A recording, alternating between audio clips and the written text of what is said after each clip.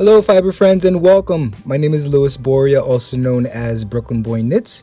And if you are here today, it's because you want to learn a little bit more about the Half Quilted Lattice stitch pattern that I have featured in my new design Delicada Wrap for the Candid and Colorful publication. So before we get into how to create this fabric, I just want to talk a little bit about it. So looking at the fabric from this distance, you'll notice floats going up. And I'm going to zoom in here just a little bit more just to give you guys a better look here. So you'll see all the floats are carried in the front, and it creates this beautiful, almost like a chevron pattern minus the lace. And we have that chevron lace pattern featured in this design as well. But I wanted to create and create this fabric that kind of resembles a little of the chevron lace pattern that I have on this design. It's a very simple 4-row repeat pattern, and I will talk a little bit about the pattern to give you a better idea of how to go ahead and do the Half Quilted Lattice pattern. So we will be working through 1 through 4, focusing on row 4 because I think that's where you are going to have a little bit of a difficulty if you've never done this type of pattern before. When it comes to slip stitches. So let's begin.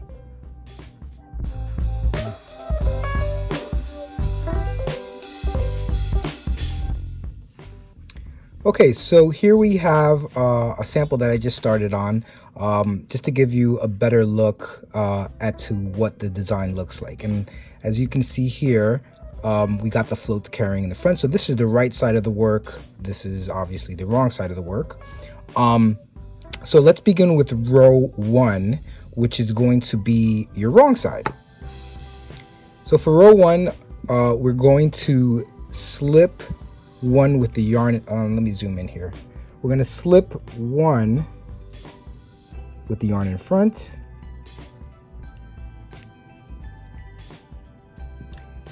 And then knit 1.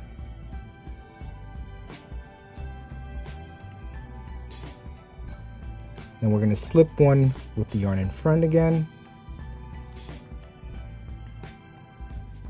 and purl to the last 3 stitches.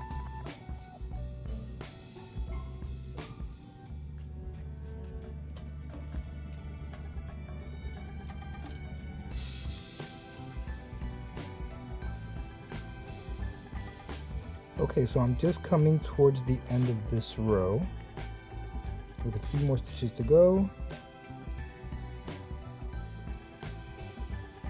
And now we're down to the last 3 stitches, and you're going to slip 1 with the yarn in front. Then you're going to knit 1. And then slip 1 with the yarn in front again. And so that is row 1 of the Half Quilted Lattice pattern.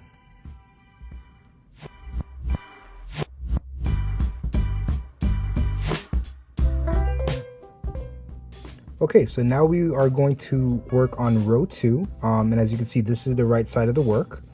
So looking at your pattern, and if you're following along with me, on row 2, the first stitch is going to be a knit stitch.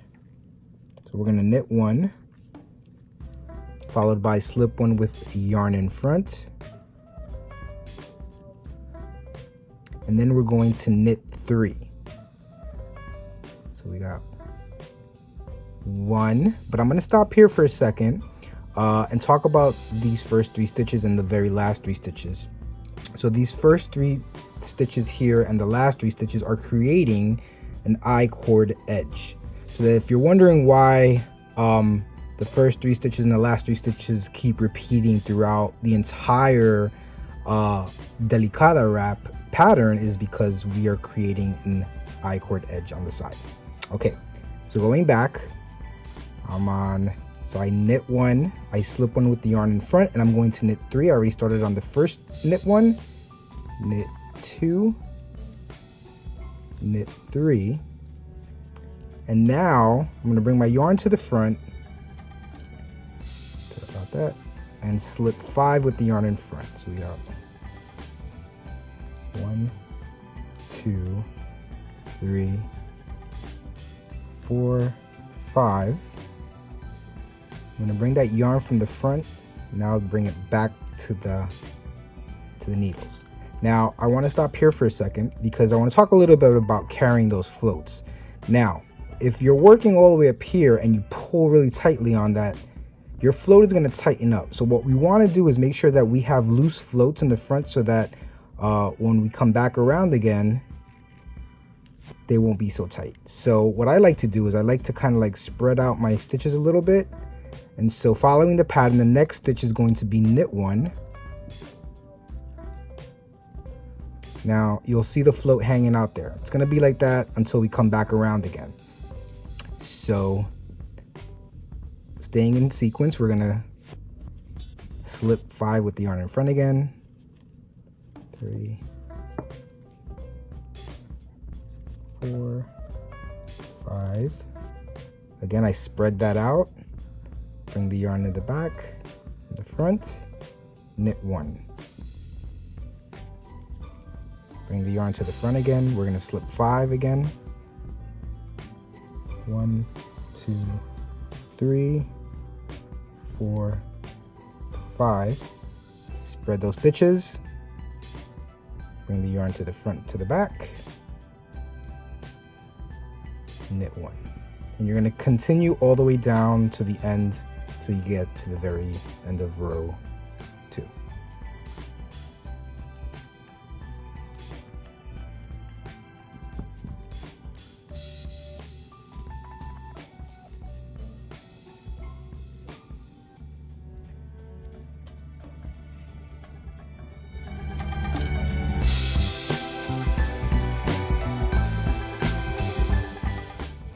Okay, so now we're back to row 3 and we're going to repeat as we did in row 1.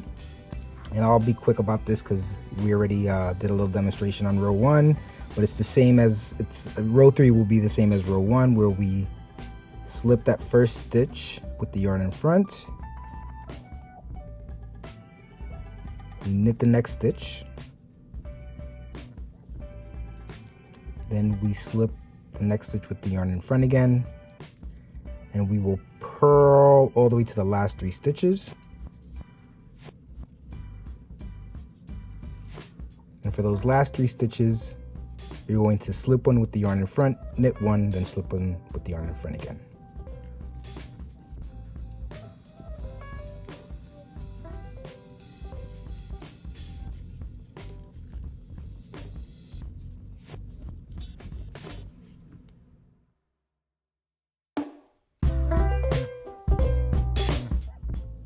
Okay, so now for row 4, and again we're going to be working on the right side, and I just wanted to show you your long floats here in the front. Let's take a look at the pattern, and you'll see that I have row 4, which is the next row that we're working on, and I highlighted that because this is the tricky part, and so this is where everybody gets stuck. I know I did when I first taught myself this pattern. Okay, so looking at row 4, and if you're following along, row 4, we're going to again start those first 3 stitches as we always do for our I-cord edge. So we're going to knit 1,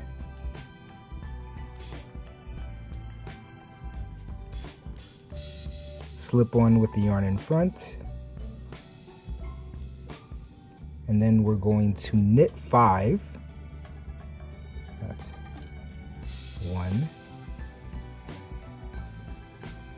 2, 3, 4, 5, and here it says in row 4 you're going to insert the needle under the loose stitch, sorry, the loose strand. That's this little guy right here. Okay, so these little floats here, you're going to take your needle from the outside in, you're going to lift that up,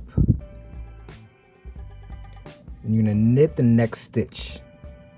You're going to go into that stitch, you're going to knit, and you're going to bring that stitch out from the needle on the top and under that float, and you're going to push that off your needle, and that's what's going to create those little V's.